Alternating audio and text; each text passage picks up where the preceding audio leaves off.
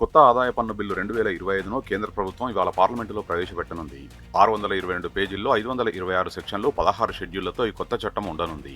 ఇప్పటివరకు ఉన్న assessment year, previous year స్థానంలో కొత్తగా ట్యాక్స్ ఇయర్ కాన్సెప్ట్ను పరిచయం చేయనున్నారు.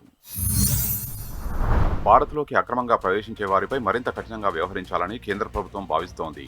కొత్తగా రూపొందించిన ఇమిగ్రేషన్ అండ్ ఫారినర్స్ బిల్లు 2025లో నిబంధనల్ని కఠినతరం చేసింది. పాస్పోర్ట్, వీసా లేకుండా భారత్లోకి ప్రవేశించే విదేశీయులకు 5 లక్షల వరకు జరిమానా, 5 ఏళ్ల వరకు జైలు శిక్ష విధించవచ్చని ఈ బిల్లులో పొందుపరిచారు. మహాకుంభమేళాలో ఇటీవల జరిగిన తొక్కిసలాట ఘటన మృతుల సంఖ్యపై టీఎంసీ అధినేత్రి, పశ్చిమ బెంగాల్ సీఎం మమతా బెనర్జీ సంచలన ఆరోపణలు చేశారు. జనవరి 29న జరిగిన తొక్కిసలాట ఘటనలో ఎంతమంది చనిపోయారనే ఖచ్చితమైన లెక్కల్ని యూపీ ప్రభుత్వం విడుదల చేయలేదన్నారు. భక్తులు పెద్ద సంఖ్యలో వస్తున్నట్లు హైప్ సృష్టించారు, కానీ సరైన ఏర్పాటు చేయలేదని మమతా ఆరోపించారు. మహాకుంభమేళాకు వస్తున్న భక్తులకు హోటల్ గదుల ధరలు చుక్కలు చూపిస్తున్నాయి. సాధారణ హోటల్ ధరలు సైతం 5 స్టార్ హోటల్ రేట్లను తలపిస్తున్నాయి. ఒక్కో గదికి గంటకు 5,000 రూపాయల చొప్పున వసూలు చేస్తున్నారు.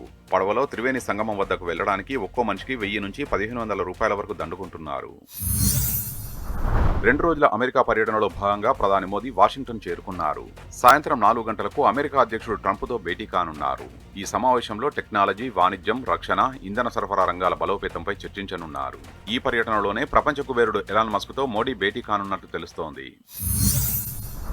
జమ్మూ కాశ్మీర్ సరిహద్దుల్లో పాక్ కవ్వింపు చర్యలకు భారత సైన్యం చెక్ పెడుతోంది. పూంచ్ జిల్లాలో ఎల్ఓసీ వెంట పాక్ రేంజర్లు చేసిన దాడుల్ని బలగాలు తిప్పికొట్టాయి. ఇండియన్ ఆర్మీ కాల్పుల్లో పాక్ వైపు భారీగా ప్రాణనష్టం వాటిల్లినట్లు తెలుస్తోంది. అయితే మృతుల సంఖ్యను అధికారులు బయటపెట్టలేదు. కేరళలోని కొట్టాయం నర్సింగ్ కాలేజీలో ర్యాగింగ్ పేరుతో జూనియర్లపై సీనియర్లు దారుణానికి ఒడిగట్టారు. జూనియర్ల అంతర్గత అవయవాలకు డంబెల్స్ ను వేలాడదీసి సీనియర్లు వికృత చేష్టలకు పాల్పడ్డారు. చిత్రహింసలను భరించలేని ఓ విద్యార్థి తన గోడునంతా ఫోన్లో రికార్డు చేసి తండ్రికి పంపడంతో ఈ దారుణం బయటపడింది. ర్యాగింగ్ కు పాల్పడిన వారిని పోలీసులు కస్టడీలోకి తీసుకున్నారు.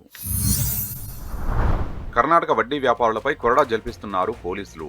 గడగ్లో అధిక వడ్డీలతో ప్రజల్ని పీడిస్తున్న 12 మంది వ్యాపారుల ఇళ్లలో 4 రోజులుగా తనిఖీలు నిర్వహిస్తున్నారు. సోదాల్లో భాగంగా ఓ వ్యాపారి ఇంట్లో నోట్లకట్టలు బయటపడ్డాయి.